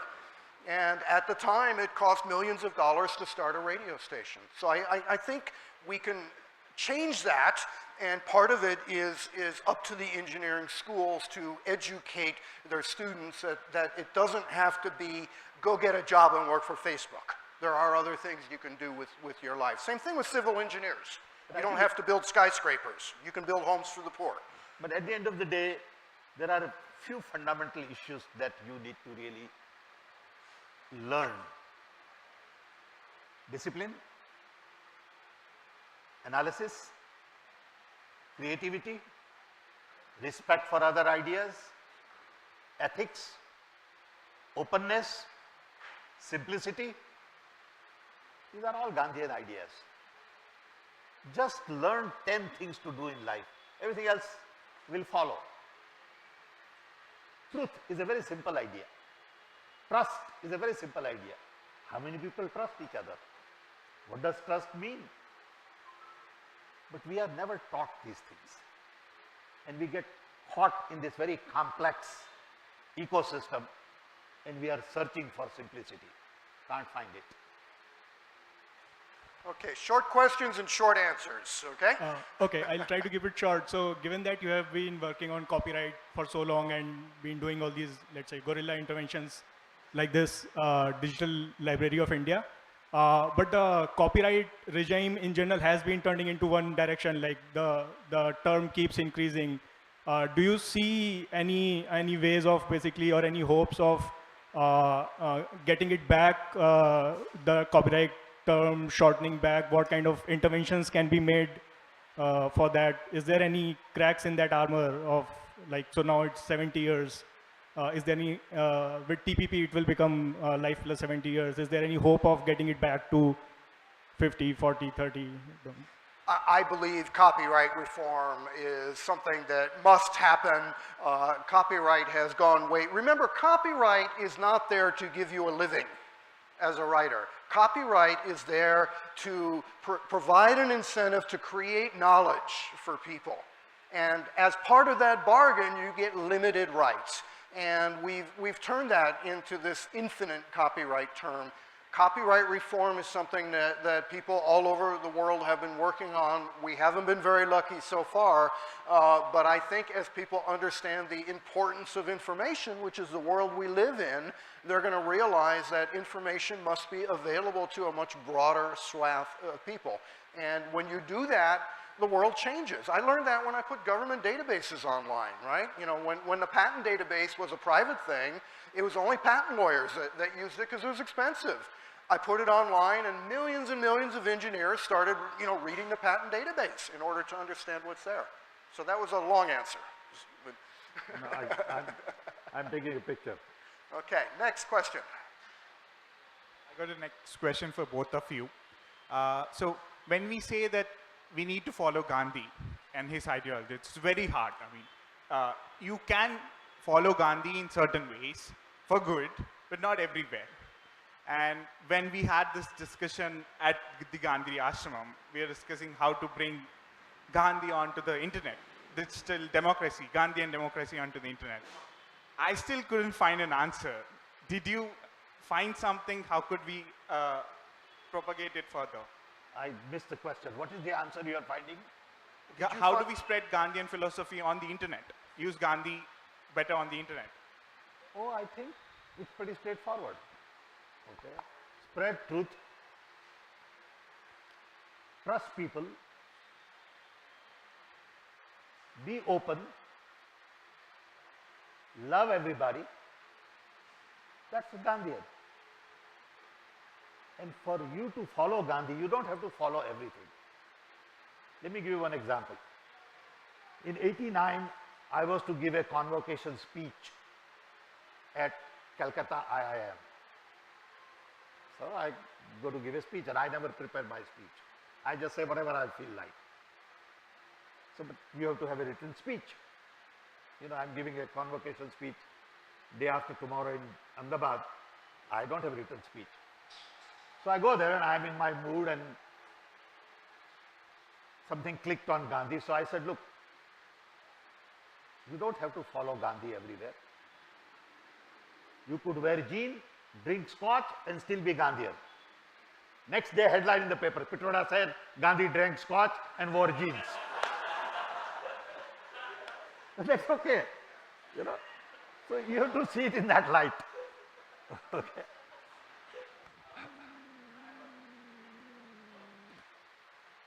Yeah, we can hear you. Okay, I have a very quick and short question.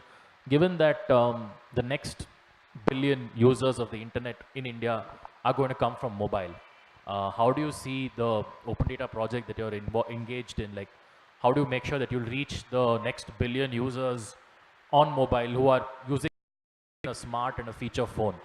And whatever you're doing will have, of course, huge impact, particular information which so every information you have today will have to be available on this. I think a lot of people have been working on that problem. I know the folks at Mozilla, for example, have shifted much of their focus to working in a phone world. I know the Facebook guys, the Google guys, they all work on that. I think we're beginning to understand how to go from the big screen to the smaller portable screen. Now the question is there going to be a closed operating system? Will you be able to install your own applications on there? Will you be able to put your own data? You know, it's getting harder and harder to take your own data and put it on your iPhone so that you can access it, you know, if it doesn't fit within the official paradigms that they give you. So that's the big challenge. Plus there is a lot of work going on today. There is a chipset which will give you projection on cell phone.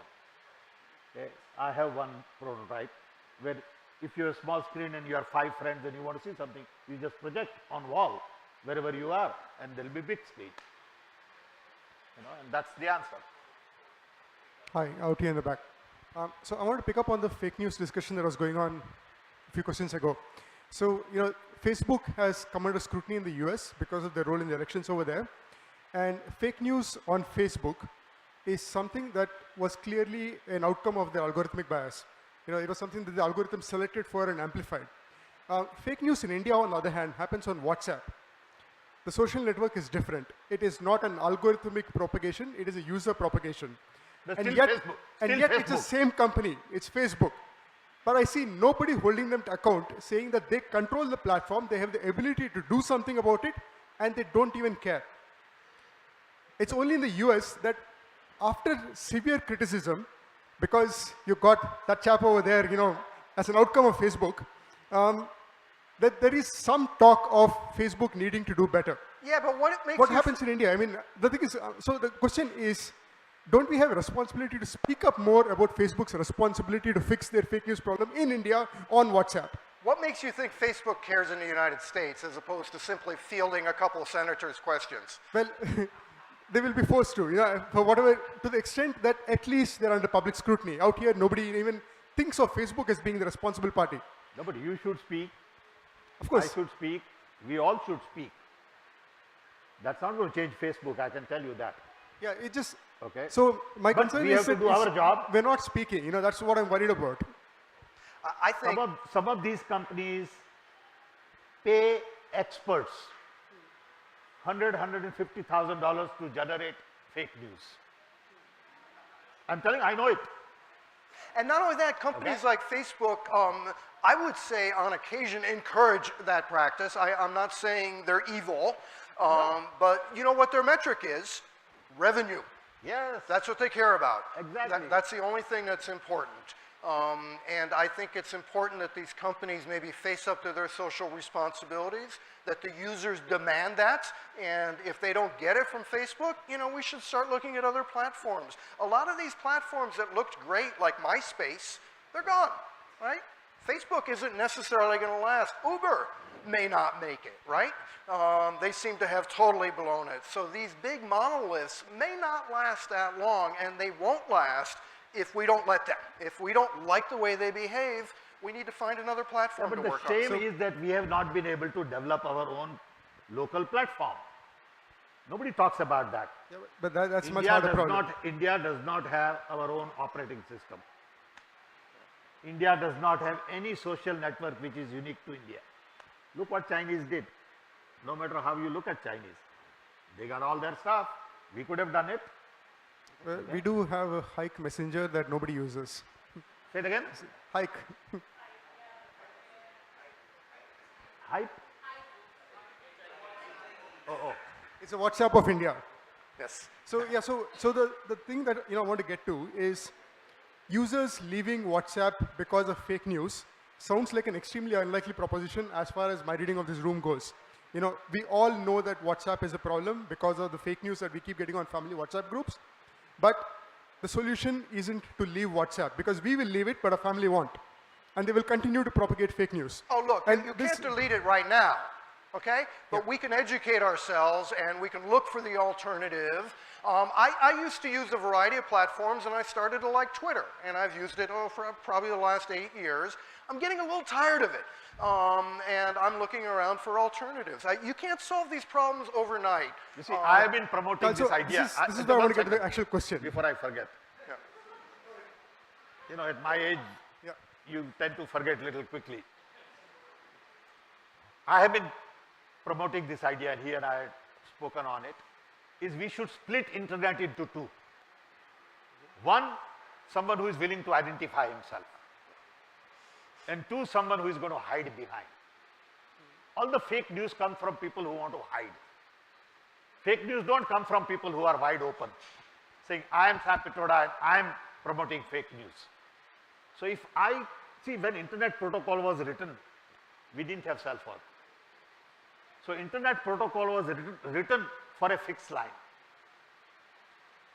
Yeah. Internet protocol evolved and cell phone evolved faster. So I had a conversation with Vint Cerf. Vint is a good friend. Saying, Vint, you guys didn't think of mobile telephony at that time. If you had thought of mobile telephony, then protocol would have been written differently. So wherever you go, it will follow. Then you'll identify me.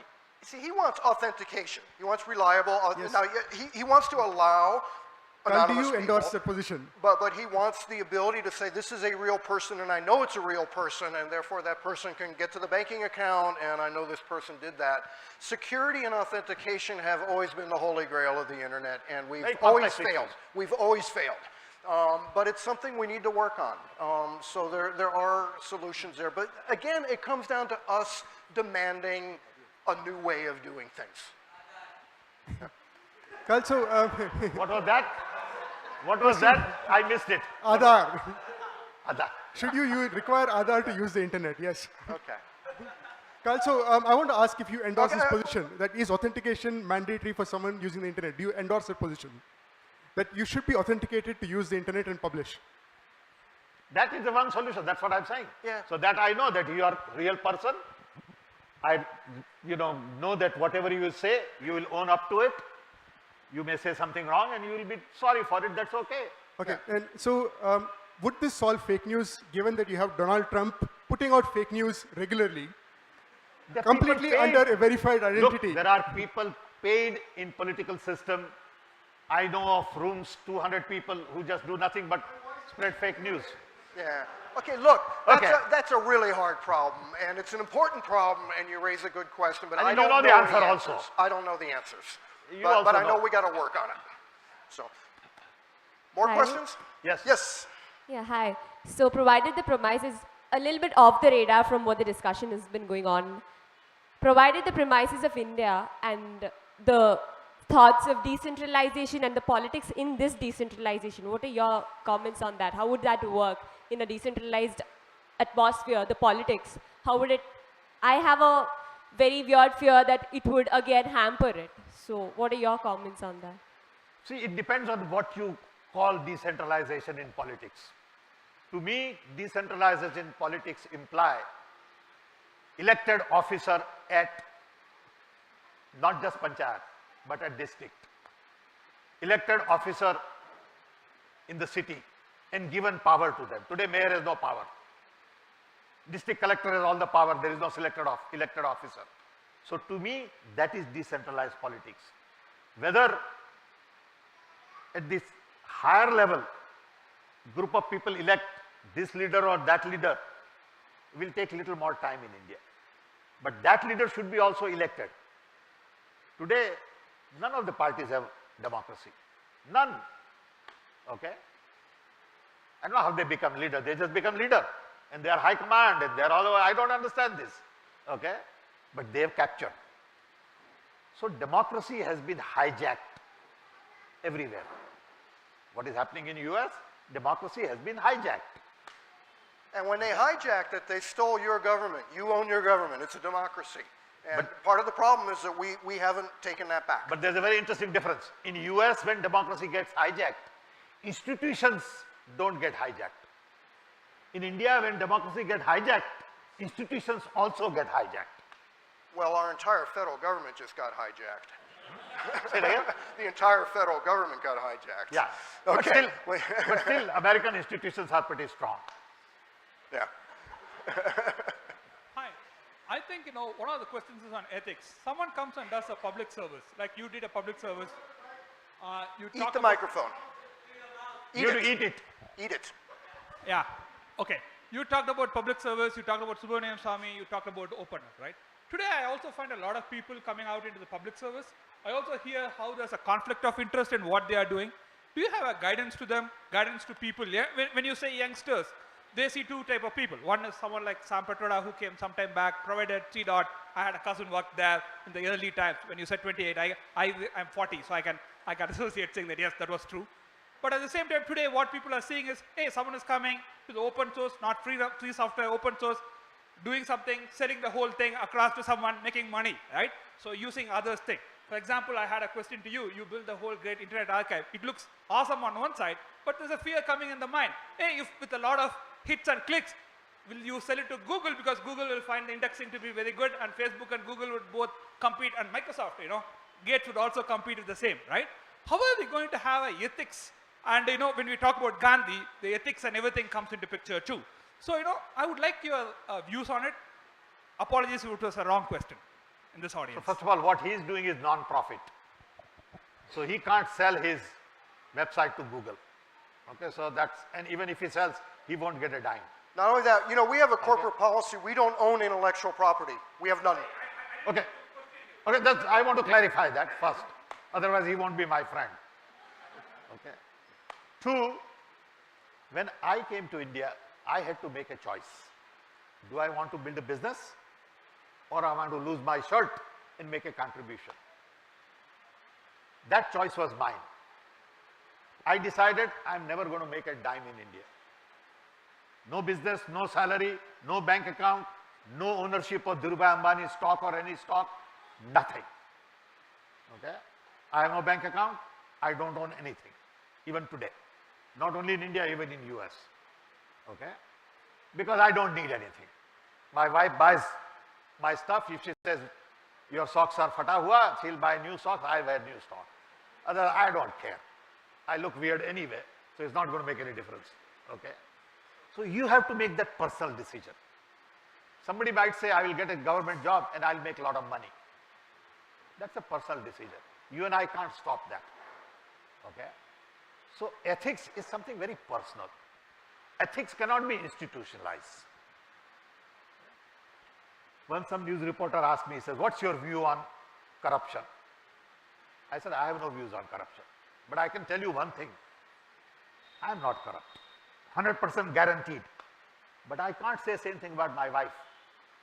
And my wife went crazy. She said, how dare you say this on television? I said, it is true. I don't know. You could be corrupt. I have no idea.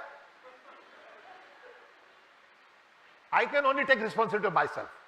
She may have bribed somebody for something. How do I know? I've never asked her. Ethics is very personal. Each one of us will have to decide that I'm ethical. Don't advise anybody on being ethical. It doesn't work. Okay? So just keep quiet and enjoy and love them. That's all. And we learn ethics, right? That doesn't just rain down from the sky. That's education. We teach ourselves ethics. Our parents teach it. The church teaches that. But again, that's knowledge and education. We have to instill those values in ourselves, in our rulers, and in our children. And I think that's how you solve those problems. Okay. Are we all, one more question? One more. Last question. Yeah, hi. Our general understanding so far has been that technology and data are agnostic, that they have no biases and they do not have prejudices. However, isn't it a problem with artificial intelligence and machine learning that human biases and prejudices are eventually going to be implemented into the AI that we create? Because eventually the artificial intelligence is only going to be as good as the data that we provide it with. Also, isn't this problem exacerbated because the AI often functions as a black box, wherein you can't see what's happening inside, and all you can eventually see is what's coming out of it. Now, when you look at the implications of this, which is, say, governments making decisions or even courts using it in sentencing, which has happened in Wisconsin, we are faced with a grave problem. How do you propose we solve this? Technology is like a knife. You can cut your vegetables and you can kill somebody.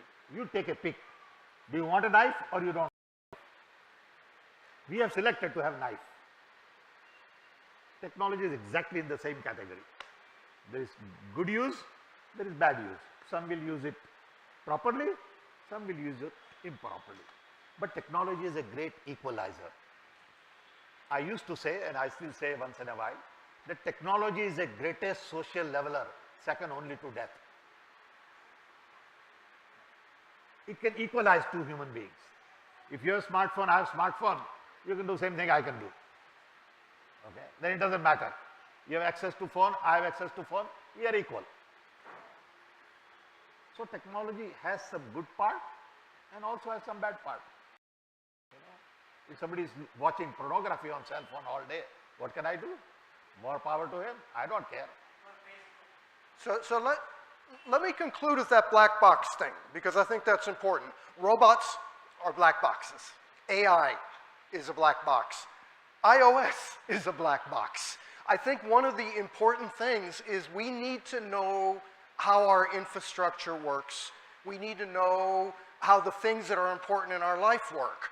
I believe, I was a big fan, and I still am, of Hind Swaraj. But I believe in this day and age, the big challenge is code Swaraj. And I think if we're worried about an AI bot making decisions in a court that are bad, we need to demand that the source code be open. Just like when we have security modules, we need to see the source code to see what's going on. Is there a backdoor in my OS, right? Is my encryption flawed? And so part of it is demanding that we are able to know the rules of the infrastructures and the laws, because code is law, that governs our life. Okay. Okay, thank you so much. Thank you, Numa. And Thank you, thanks for Hasgeek. coming. We really appreciate it. Thanks for coming on Sunday. Really appreciate it.